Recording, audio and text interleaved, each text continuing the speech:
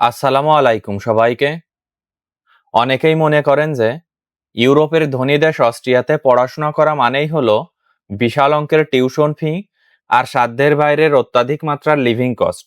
কিন্তু আজকের এই ভিডিওটি যদি আপনারা শেষ পর্যন্ত দেখেন তাহলে আপনাদের ধারণা সম্পূর্ণভাবেই বদলে যেতে পারে। কেননা আজকের এই ভিডিওতে অস্ট্রিয়াতে খুব কম খরচে উচ্চশিক্ষার যাবতীয় বিষয় নিয়ে আপনাদের সঙ্গে আলোচনা করার চেষ্টা করব ইনশাল্লাহ। আর তাছাড়া কিভাবে আপনারা অস্ট্রিয়ার স্টুডেন্ট ভিসা আবেদন করবেন, কি কি ডকুমেন্টসের প্রয়োজন হবে, এই যাবতীয় বিষয় নিয়ে আলোচনা করব। তো মূল আলোচনা শুরু করি। মূল আলোচনার প্রথমেই কথা বলবো অস্ট্রিয়ার ইউনিভার্সিটিগুলোর টিউশন ফি এবং ভর্তির সামগ্রিক বিষয় নিয়ে। এই দেশটিতে উচ্চশিক্ষার সবথেকে বড় এবং আকর্ষণীয় দিক হলো এর পাবলিক ইউনিভার্সিটিগুলোর সাশ্রয়ী টিউশন ফি পলিসি, যা পশ্চিমা বিশ্বের অন্যান্য দেশের তুলনায় অবিশ্বাস্য রকমের কম। বর্তমান তথ্য অনুযায়ী অস্ট্রিয়ার পাবলিক ইউনিভার্সিটিগুলোতে নন ইউরোপীয় বা বিদেশি শিক্ষার্থীদের জন্য প্রতি সেমিস্টারে টিউশন ফি মাত্র 726 ইউরো। এর সঙ্গে স্টুডেন্ট ইউনিয়ন ফি বা ওএইচ ফি বাবদ মাত্র 15 ইউরো প্রতি সেমিস্টারে যুক্ত হয়। অর্থাৎ বাংলাদেশি টাকায় বছরে মাত্র 2 লক্ষ টাকার মধ্যে আপনি অস্ট্রিয়ার মতো একটি উন্নত দেশের পাবলিক ইউনিভার্সিটিতে পড়াশোনার সুযোগ পাবেন। অস্ট্রিয়ার বিখ্যাত পাবলিক ইউনিভার্সিটিগুলোর মধ্যে আছে university of Vienna, Vienna university of technology, university of grace এবং ইউনিভার্সিটি অব ইন্সব্রাক। এই ইউনিভার্সিটিগুলোতে ইঞ্জিনিয়ারিং, সায়েন্স এবং আর্টসের উপর বিশ্বমানের অসংখ্য প্রোগ্রাম আছে। তবে মনে রাখবেন, এই দেশটির অনেক পাবলিক ইউনিভার্সিটির ব্যাচেলার্স প্রোগ্রামে ভর্তির জন্য জার্মান ভাষার প্রফিসিয়েন্সি প্রয়োজন হয়।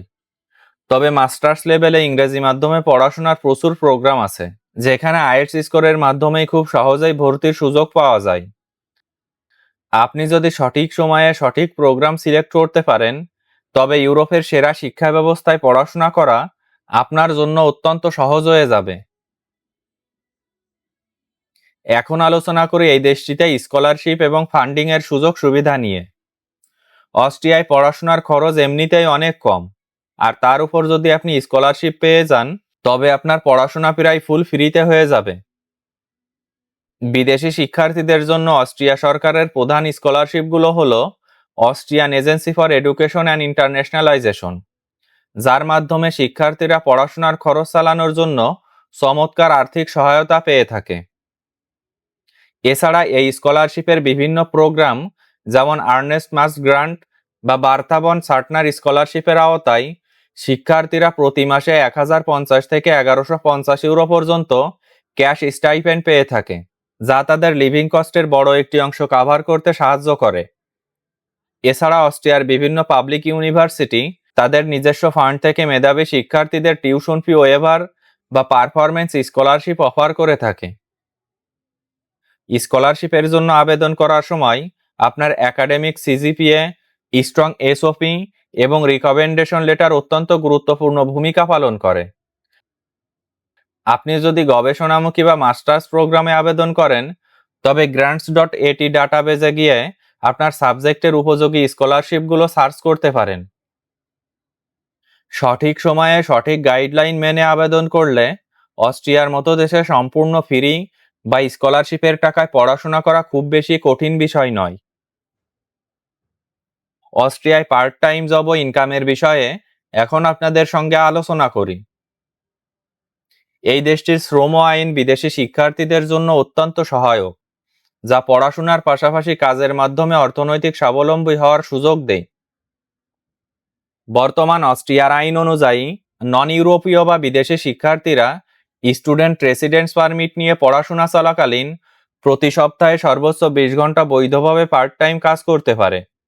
ছুটির সময়ে বা সেমিস্টার ব্রেকে ফুল টাইম কাজ করার সুযোগ আছে। ভিয়েনা সহ বড় শহরগুলোতে tourism, hospitality, restaurant, super shop এবং কর্পোরেট অফিসগুলোতে শিক্ষার্থীদের পার্ট টাইম কাজের প্রচুর সুযোগ সুবিধা আছে। একজন শিক্ষার্থী পার্ট টাইম কাজ করে প্রতি মাসে সহজেই 700 থেকে 1000 ইউরো ইনকাম করতে পারে, যা তার লিভিং কস্টের জন্য যথেষ্ট।